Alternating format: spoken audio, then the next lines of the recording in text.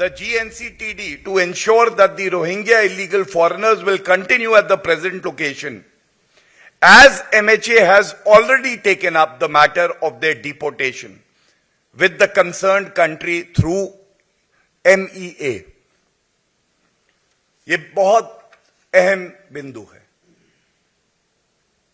जल्दबाजी में, आनन फानन में अरविंद केजरीवाल जी तुष्टीकरण की राजनीति करते हुए जो देश के नागरिकों के लिए साधन है, जो दिल्ली वासियों के लिए साधन है, उसको घुसपैठियों को देना चाहते हैं।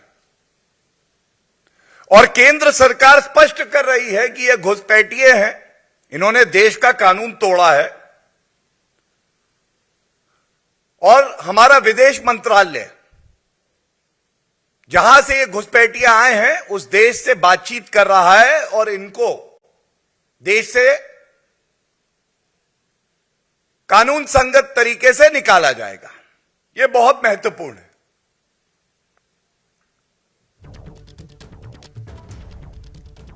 अब ये निर्देश आने के बाद अरविंद केजरीवाल जी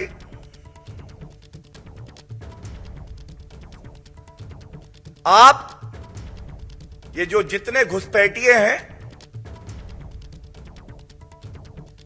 इनको कहीं और नहीं ले जा सकते हैं।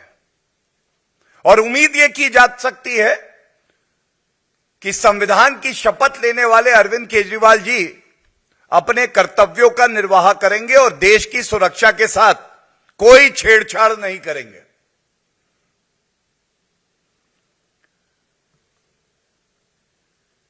यह कहना गलत नहीं होगा कि अरविंद केजरीवाल जी का हाथ घुसपैठियों के साथ, दिल्ली वासियों के साथ नहीं, घुसपैठियों के साथ। और एक बात और जो निकल के आती है जो बहुत चिंताजनक है, ये जो घुसपैठिए हमारे देश में आए हैं, भारतीय जनता पार्टी की मजबूत सरकार आने से पहले की जो सरकारें हैं उनको सर्वोच्च न्यायालय फटकार लगाता था, कहता था इन घुसपैठियों को आप वापस क्यों नहीं भेज रहे।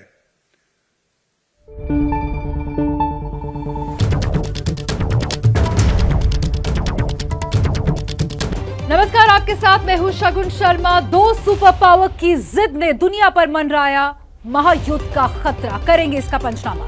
नमस्कार, मैं अखिलेश आनंद हूं। शुरू हुआ सियासी तकरार क्योंकि कानून मंत्री ही है फरार। बिहार में दागी कैबिनेट का पंचनामा आगे। नमस्कार, मैं हूं आपके साथ सोनल। ओवैसी के सामने क्यों लगे जय श्री राम के नारे और क्या विवादों में है ओवैसी, करेंगे पंचनामा।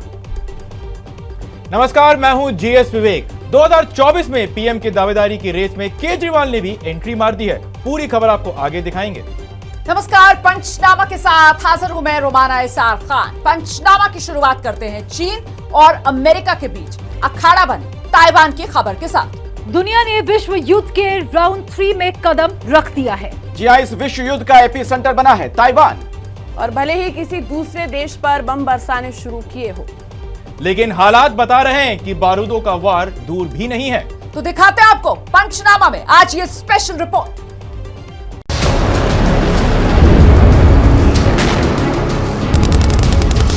तीसरे विश्व युद्ध की दस्तक, दुनिया में फैली दहशत।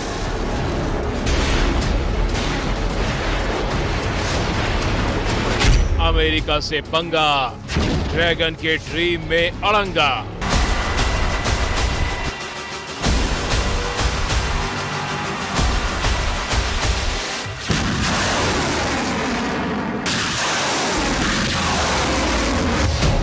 सुपर पावर से झगड़ा पुराना, पुतिन किंग जोंग ने भी हथियार ताना।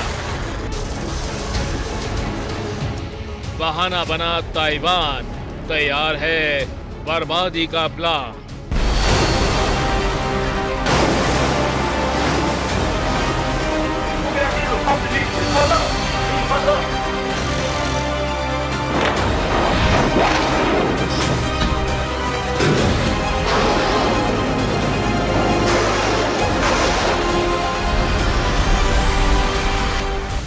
सबसे बड़ी जंग की आहट के बीच सबसे पहले ताइवान पहुंचा एबीपी न्यूज। चीन की ताकत को चुनौती देते ताइवान की धरती पर पहुंचा है एबीपी न्यूज। यहां से हम आपको दिखाएंगे कि किस तरीके से राष्ट्रपति शी जिनपिंग के सपनों को चूर कर रहा है ताइवान। ताइवान के बहाने ताकत दिखाने की होड़ ने सवाल खड़े कर दिए हैं कि क्या दुनिया सदी की सबसे बड़ी जंग के करीब पहुंच चुकी है। ताइवान को लेकर चीन के तेवर नरम नहीं पड़ रहे और अब तो अमेरिका ने भी ड्रैगन के इलाज का इशारा दे दिया है।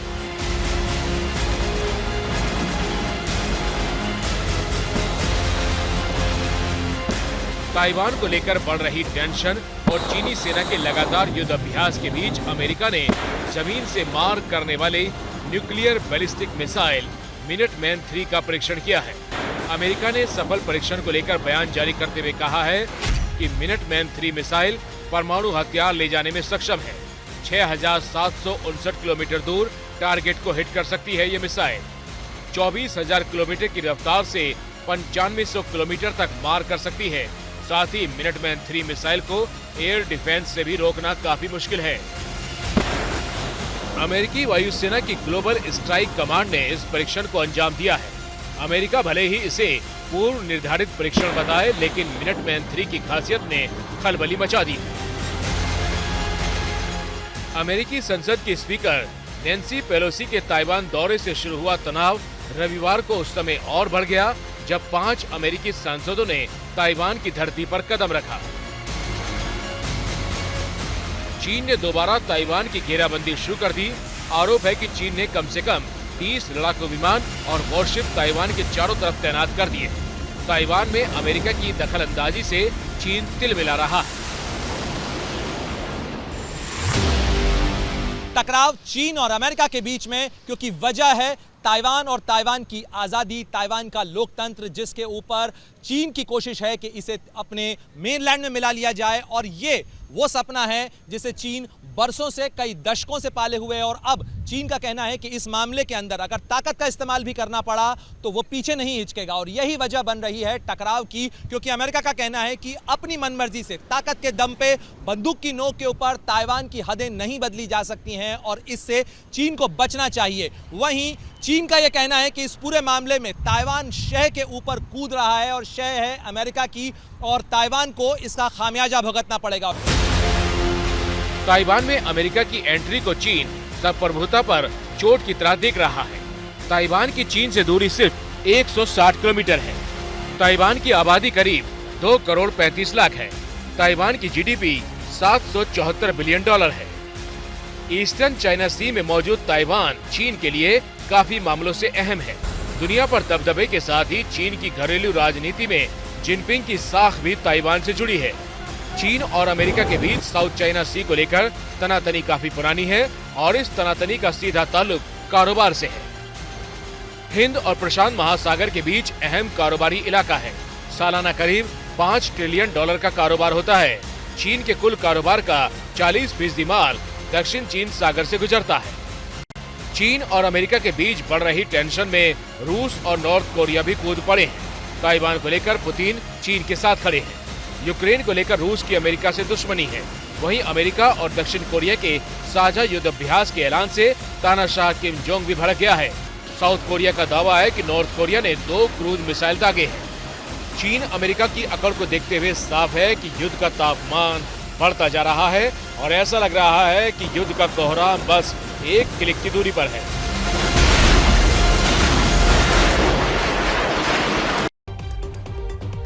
और चीन को लेकर आपको बता दें, एक और ताजा खबर सामने आ रही है। चीन ने ताइवान की घेराबंदी और तेज कर दी है। आज ताइवान की सीमा के नजदीक चीन के 5 युद्धपोत के अलावा 21 लड़ाकू विमान देखे गए हैं। और जिन एयरक्राफ्ट को डिटेक्ट किया गया है उनमें से 2 सुखोई 30, 2 J-11 लड़ाकू विमान और 1 Y-8 निगरानी विमान है।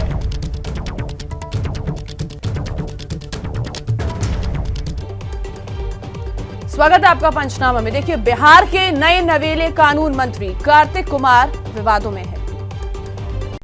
सफेद कुर्ता पाजामा पहनकर कल ही कार्तिक सिंह ने महागठबंधन सरकार में मंत्री पद की शपथ ली।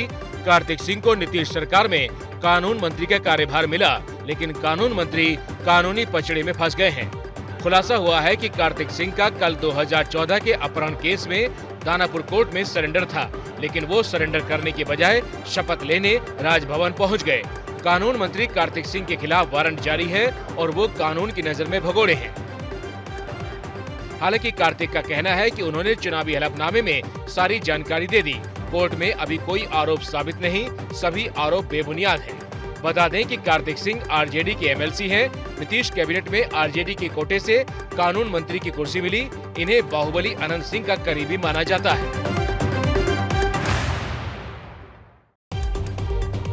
बिहार के कानून मंत्री कार्तिक कुमार को लेकर सियासी कोहराम जोरों पर है। बिहार के नए नवेले कानून मंत्री कार्तिक सिंह कानून की नजर में फरार हैं और इस फरारी की खबर से बिहार में खलबली मची है। इसको लेकर जब सीएम नीतीश कुमार से सवाल पूछा गया तो उन्होंने कहा कि मुझे इस मामले की जानकारी नहीं है। नहीं, हमको नहीं पता, इसके बारे में जानकारी हमको नहीं। लेकिन बीजेपी ने महागठबंधन सरकार पर जमकर हमला बोला। कानून मंत्री को इसलिए बनाया गया ताकि अनंत सिंह से जुड़े तमाम जो मामले हैं या जो अन्य राष्ट्रीय जनता दल से जुड़े जो बाहुबली विधायक, ऐसे तमाम लोगों पर से मुकदमों को धीरे धीरे खत्म कराया जा सके, इसलिए उनको कानून मंत्री बना दिया जाए। लेकिन मुख्यमंत्री तो कह रहे हैं कि जानते ही नहीं है इसके बारे में। कदापि विश्वास के लायक बात नहीं, शर्म आनी चाहिए। बोगस बात है, सभी जानते हैं कि हाँ साहब सो अनंत सिंह कौन है या कार्तिकेय सिंह कौन है। ऐसे आदमी को आप कानून मंत्री बना रहे हैं। कितने स्तर तक आप नीचे गिर गए। हालांकि इन आरोपों को कार्तिकेय सिंह राजनीति से प्रेरित बता रहे हैं।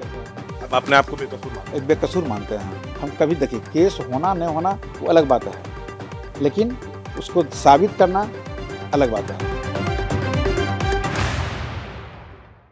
महाराष्ट्र में एनसीपी के किसी बड़े नेता की गिरफ्तारी के दावे से हलचल मच गई। बीजेपी नेता मोहित कंबोज ने एक बार फिर से ट्वीट कर एनसीपी को चेतावनी दी है। कंबोज ने लिखा है, हर हर महादेव, अब तांडव होगा। इसके साथ ही कंबोज ने नई भविष्यवाणी भी की। एनसीपी के एक बड़े नेता की जल्द ही नवाब मलिक और अनिल देशमुख से मुलाकात होगी। मोहित कंबोज ने जल्द ही प्रेस कॉन्फ्रेंस पर नेता के नाम का खुलासा करने का भी दावा किया है। हालांकि महाराष्ट्र में विपक्ष मोहित कंबोज के दावे को सियासी ड्रामा बता रहे हैं, लेकिन बीजेपी कह रही है कि कंबोज का स्ट्राइक रेट 100% रहा है। उनका स्ट्राइकिंग रेट 100% है। बिना जानकारी के वो बोलते नहीं है। पूरी जानकारी के साथ आज तक उन्होंने विषय या भ्रष्टाचार के मुद्दे रखे हैं। इससे पहले मोहित कंबोज ने उद्धव सरकार के तख्ता पलट की भविष्यवाणी की थी, जो सच साबित हुई। और अभी की बड़ी खबर आपको बता दें, बिहार के नए नवेले कानून मंत्री कार्तिकेय सिंह को लेकर जो विवाद हो रहा था उसी से जुड़ी एक खबर है। कानून मंत्री के बचाव में लालू यादव उतर आए हैं। लालू यादव ने बचाव करते हुए कहा है कि तमाम जो बातें कही जा रही हैं वो झूठी बातें हैं, ये कहना लालू यादव का। तो उन्होंने एक तरीके से कानून मंत्री का बचाव किया।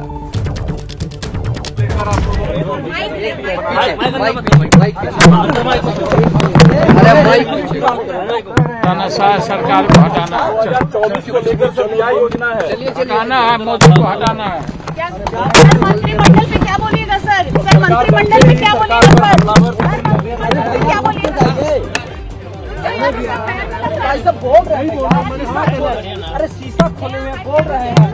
सर, सरकार बनते ही जो सरकार पर हमलावर सुशील मोदी ने कहा है, और ये सुशील मोदी का क्या झूठा है? ऐसा कोई मामला है सर? कोई ऐसा मामला नहीं। ऐसा कोई मामला है सर? नहीं, गलत बात। बस हो गया। चलिए बात पंजाब की कर लेते हैं, जहां के विधायक शीतल अंगुराल को जान से मारने की धमकी मिली है। सफेद कुर्ता पाजामा और हरे रंग की नेहरू जैकेट पहने ये पंजाब के विधायक शीतल अंगुराल हैं, जो जालंधर वेस्ट से आम आदमी पार्टी के विधायक हैं। शीतल अंगुराल ने खुलासा किया कि उन्हें और उनके परिवार को जान से मारने की धमकी मिली है, जिसकी शिकायत पुलिस थाने में दर्ज करवा दी गई है। शीतल अंगुराल ने बताया कि उन्हें धमकी व्हाट्सएप नंबर से कॉल पर दी गई। धमकी देने वालों ने कहा कि तुझे और पूरे परिवार को मार दिया जाएगा। धमकी देने वाले कभी खुद को खालिस्तानी बताते हैं तो कभी खुद को लॉरेंस बिश्नोई गैंग का बताते हैं। हालांकि आप विधायक शीतल का आरोप है कि उसके राजनीतिक विरोधियों ने उन्हें धमकी दिलवाई है। मामला सामने आने के बाद पुलिस ने विधायक की सुरक्षा बढ़ा दी है और अज्ञात लोगों के खिलाफ धमकी देने का मामला दर्ज किया है। तो देखिए, मिशन 2024 के लिए बीजेपी ने चुनावी बिगुल फूंक दिया है। 2024 की जीत के लिए बीजेपी ने जो चुनावी चक्रव्यूह तैयार किया है, उसका ब्लूप्रिंट आज पार्टी ने पेश कर दिया। ये तस्वीरें बीजेपी संसदीय बोर्ड की उस आखिरी बैठक की हैं, जिसमें नितिन गडकरी और शिवराज सिंह चौहान नजर आ रहे हैं। उपराष्ट्रपति का नाम तय करने के लिए पिछले महीने की 16 तारीख को दिल्ली में संसदीय बोर्ड की बैठक हुई थी। उस दिन की बैठक में पीएम मोदी, अमित शाह, जेपी नड्डा, राजनाथ सिंह, शिवराज सिंह चौहान, नितिन गडकरी और बीएल संतोष शामिल हुए थे। अब पार्टी ने बहुत बड़ा बदलाव करते हुए संसदीय बोर्ड का चेहरा बदल डाला है। बीजेपी अध्यक्ष जेपी नड्डा के अलावा पीएम नरेंद्र मोदी, गृह मंत्री अमित शाह, रक्षा मंत्री राजनाथ सिंह, कर्नाटक के पूर्व सीएम येदियुरप्पा, असम के पूर्व CM Sarbananda Sonowal, BJP OBC Morcha के अध्यक्ष के लक्ष्मण, अल्पसंख्यक आयोग के अध्यक्ष इकबाल सिंह लालपुरा, हरियाणा के महेंद्रगढ़ से पूर्व सांसद सुधा यादव, एमपी के रहने वाले 7 बार के सांसद सत्यनारायण जटिया को शामिल किया गया है। संगठन महासचिव की हैसियत से बीएल संतोष संसदीय बोर्ड में बने रहेंगे। संसदीय बोर्ड से मौजूदा सदस्य नितिन गडकरी और शिवराज सिंह चौहान को हटाया गया है। संसदीय बोर्ड ही बीजेपी के सभी बड़े फैसले लेता है। पार्टी ने उम्मीदवारों के नाम तय करने वाली राष्ट्रीय चुनाव समिति का भी गठन किया है, जिसके 15 सदस्य होंगे। संसदीय बोर्ड के सभी 11 सदस्यों के अलावा बीजेपी महिला मोर्चा की अध्यक्ष वंत्री श्रीनिवास इसकी पदेन सदस्य हैं। बाकी के 3 सदस्यों में देवेंद्र फडणवीस, भूपेंद्र यादव और ओम माथुर को शामिल किया गया है। एआईएमआईएम सांसद असदुद्दीन ओवैसी नए विवाद में घिर गए हैं।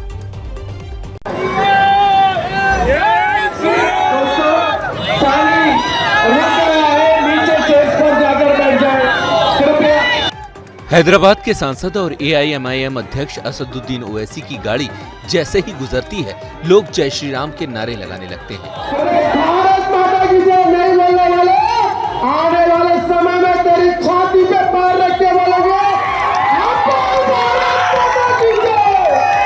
ये तस्वीरें हैदराबाद की हैं, जहां बीजेपी का कार्यक्रम चल रहा होता है। वहां से ओवैसी की गाड़ी गुजरती है तो नारे लगने शुरू हो जाते हैं।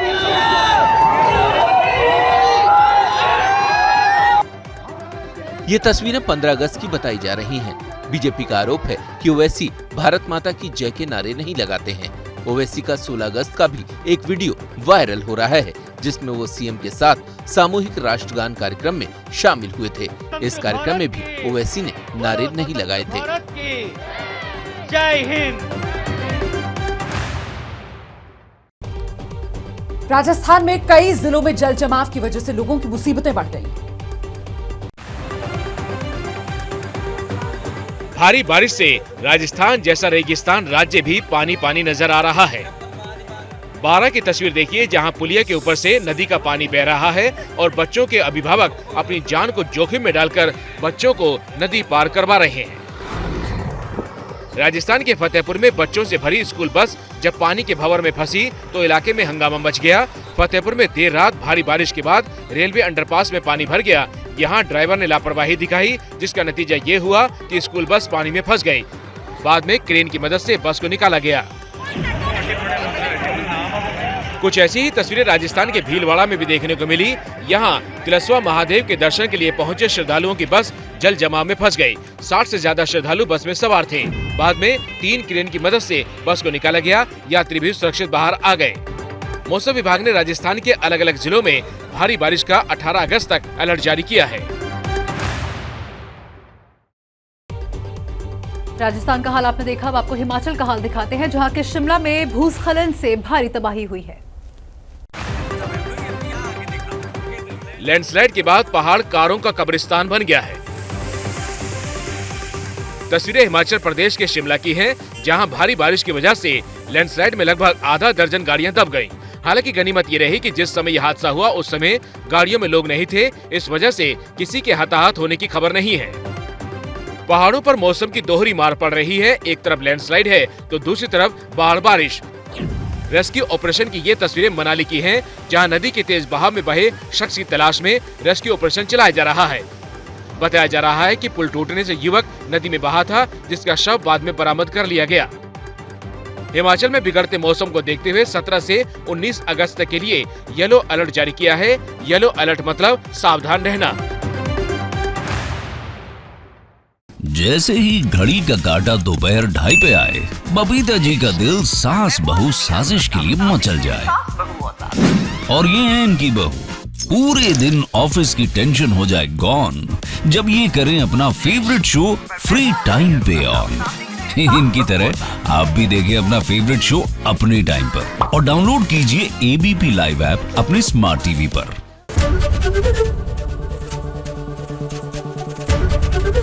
एबीपी न्यूज आपको रखे आगे।